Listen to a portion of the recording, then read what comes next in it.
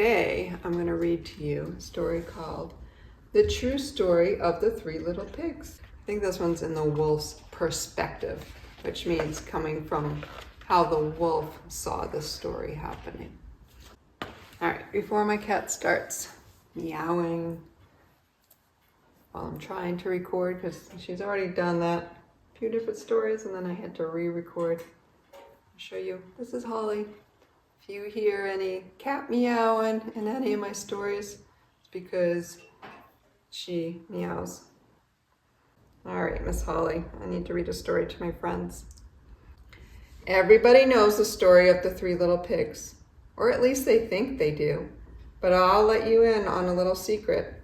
Nobody knows the real story because nobody has ever heard my side of the story. I'm the wolf, Alexander T. Wolf. You can call me Al.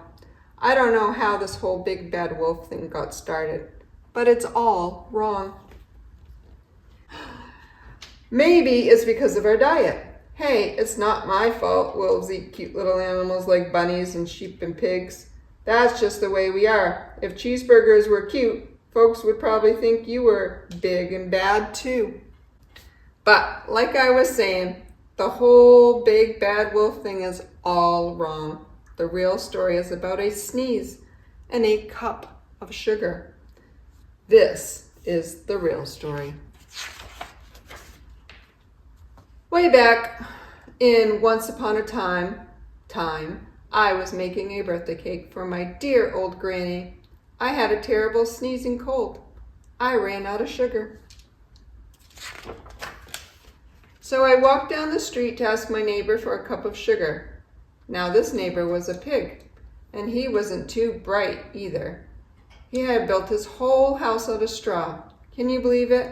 I mean, who in his right mind would build a house of straw?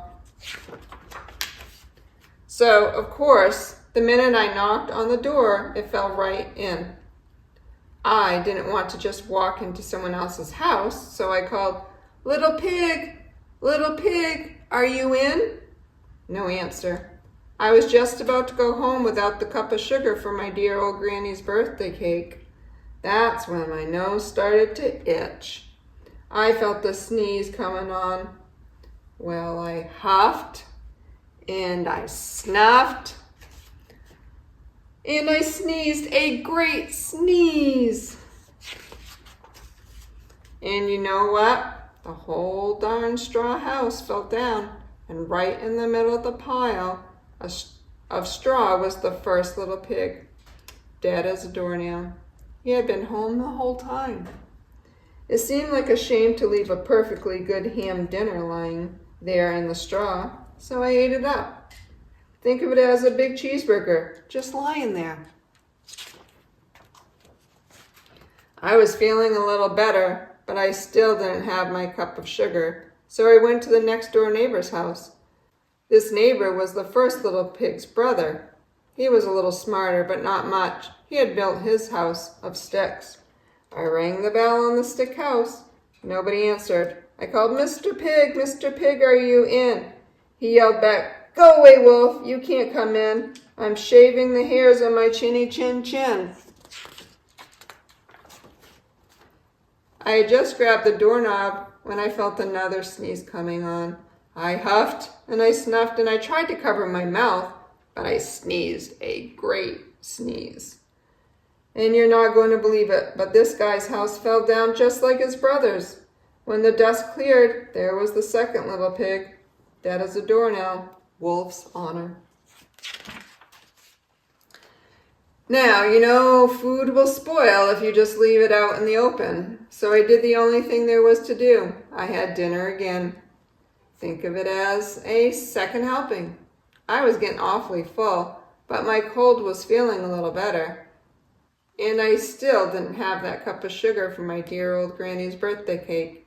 So I went to the next house. This guy was the first and second little pig's brother. He must have been the brains of the family. He had built his house of bricks. I knocked on the brick house, no answer. I called, Mr. Pig, are you in?" And you know what that rude little porker answered? Get out of here, Wolf. Don't bother me again.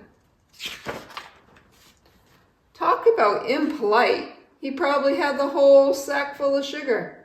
And he wouldn't give me even one little cup for my dear, sweet old granny's birthday cake. What a pig. I was just about to go home and maybe make a nice birthday card instead of a cake when I felt my cold coming on. I huffed, and I snuffed, and I sneezed once again. Then the third little pig yelled, "And your old granny can sit on a pin." Now, I'm usually a pretty calm fellow, but when somebody talks about my granny like that, I go a little crazy. When the cops drove up, of course, I was trying to break down this pig's door, and the whole time I was huffing and puffing and sneezing and making a real scene. The rest, as they say, is history.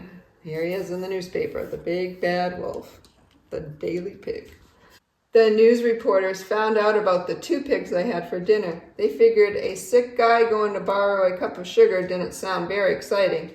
So they jazzed up the story with all that huff and puff and blow your house down. And they made me the big bad wolf. That's it, the real story. I was framed. But maybe you could loan me a cup of sugar? What do you think? Do you want to give the big bad wolf a cup of sugar? Think about how different this is from the version you know of the 3 little pigs. And you could do a little comparison. Maybe your teacher might have you do a Venn diagram where you compare the 2 stories. So different, and in the middle, what is the same? If not, I hope you enjoyed this story, and I'll see you in the next read along.